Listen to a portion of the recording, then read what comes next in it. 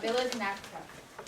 Can you imagine living in a world without stories? Long ago, there was such a time. Back when all people lived in Africa. In that time, there was a tiny spider, Not just any spider. But Anansi the spider. a trickster who used his cleverness to fool creatures much larger than himself. One day, from hiding his web in a tree, he called out to the villagers below. You people down there, what's wrong? He scurries down his silken thread. And looked straight into the villager's glassy, dull eyes. Why do you just sit there, not talking? There's nothing to say, Anansi. Every day, we work together in the hot sun, scrambling for food. Our evenings are long and empty. As empty as our bellies on most days. Why don't you tell stories to each other? We have no stories. There are none to tell in all the world. Impossible. I'd rather lose 2 of my 8 legs than live in a world without stories. We hear Naomi has them. The sky god has them. They are locked in a wooden box. I will get them for you. How can a little spider wrestle them away from the powerful sky god Tricksters always find a way. in the clouds?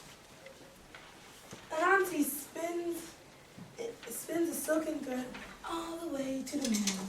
He climbs up to visit the sky god. I want to buy your box of stories, Naomi. The sky god laughs and makes the clouds rumble. There are not enough riches in the world to buy my stories. There must be something you desire other than riches. Nothing a tiny spider could provide. Name your price, Naomi. Naomi thinks for me. All right, Anansi, bring me Onini the python, Osebo the leopard, the Muboro hornets, and Watia the invisible fairy. How? They're the most deadliest creature in our land. If you cannot pay the price, Anansi, I will keep my box of stories. Oh no, I will pay. And when I do, be sure to carve my name in the box. In the jungle. Anansi slides down the silken thread to his home and his wife, Aza.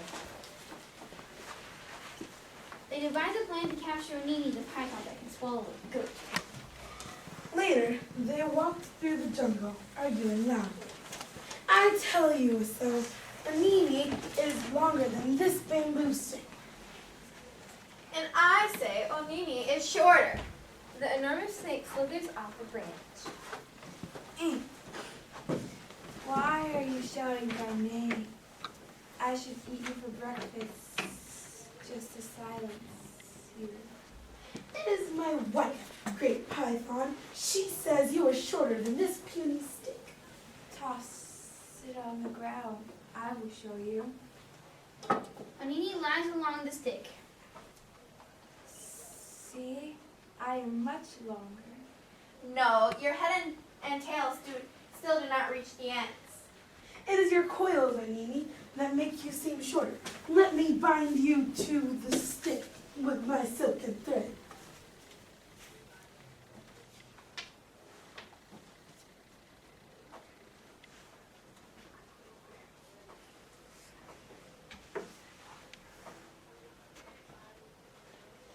Ah, yes, Onini, now that you are straight, you are much longer. And you are also my captive. Anansi, you fooled me.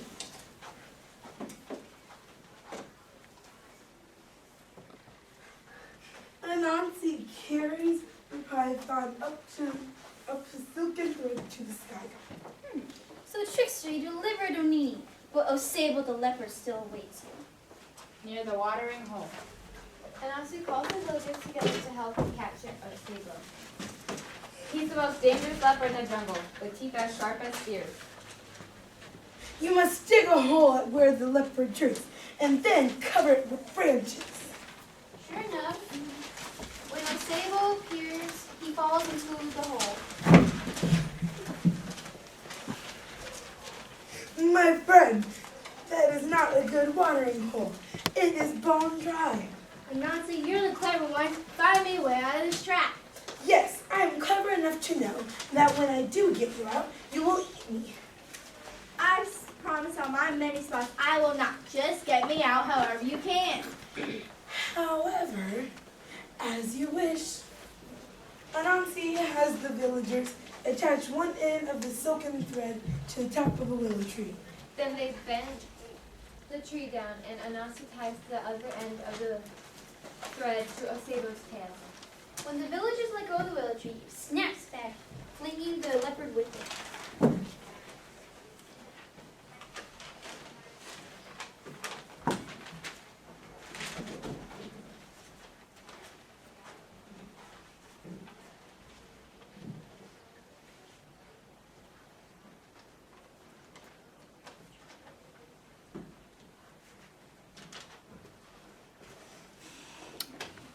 Osebo is spinning around the tree. And with every turn, Anansi's thread wraps him up like a cocoon.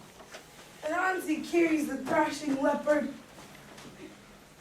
up his silken thread to the sky god. So, Trickster, you delivered Osebo. The Maboro hornets await you. Deep in the forest. Once again, Anansi calls his villagers together. I must capture the Maboro hornets. How? Their stings burn like needles on fire. Hollow out the calabash gourd and fill it with water. Then Anansi tells the villagers to snap their fingers quickly and softly. It sounds like rain. Anansi empties some of the water from the calabash gourd onto his head and the rest of the hornet's nest. They fly out. I hear rain. Our nest is drenched. Anansi holds a palm leaf over his head. Come, hornets, keep your fiery stingers dry. Fly into the calabash. Anansi, what a good idea!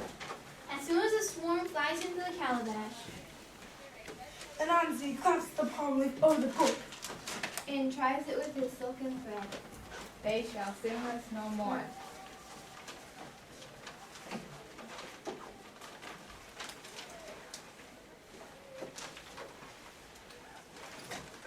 Anansi holds the buzzing calabash up to the sky god's ear.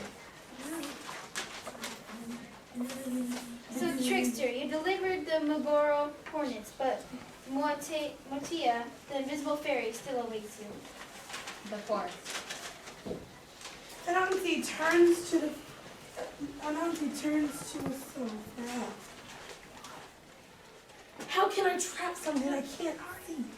It won't be easy, but one thing I know, the invisible fairy loves to eat yam pudding. Ah, then take a bowl of it to the woods where the fairies dance. Meanwhile, Anansi carves a wooden doll and joins Otto. He spreads the sticky gum from the gum tree all over the doll. The villagers hide in the bushes and watch. Why is Anansi tying a silky thread around the doll's neck? And placing the doll beside the bowl of yam pudding.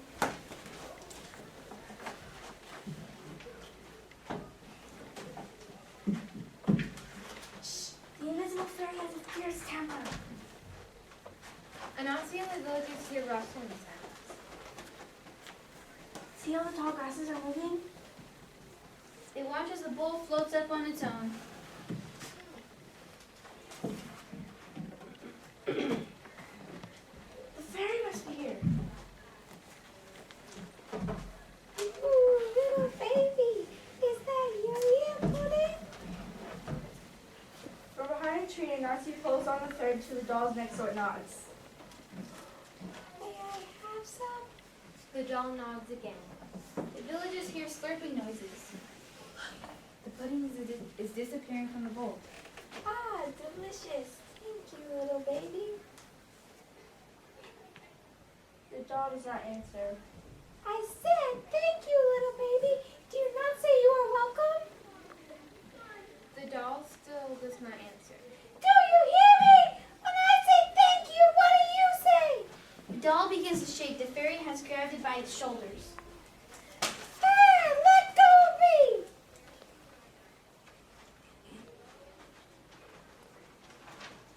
The fairy is stuck. Moved by the gum, Anansi put on the doll. Anansi leaps out and winds his thread around the doll, trapping the invisible fairy. The fairy screeches as Anansi carries her to the clouds. In the clouds. The sky god bows to Anansi. Though you are cunning, you, a tiny spider, have delivered all that I ask. The sky god presents Anansi with a beautiful wooden box. I see you've carved my name on it. From now on, what is within shall be known as Anansi stories. Anansi opens the box and flings the stories to the 4 winds. On earth, people catch them and tell them again and again. Now winds carry my stories to the people of the earth. So the next time you hear one, be sure to thank our little spider Anansi.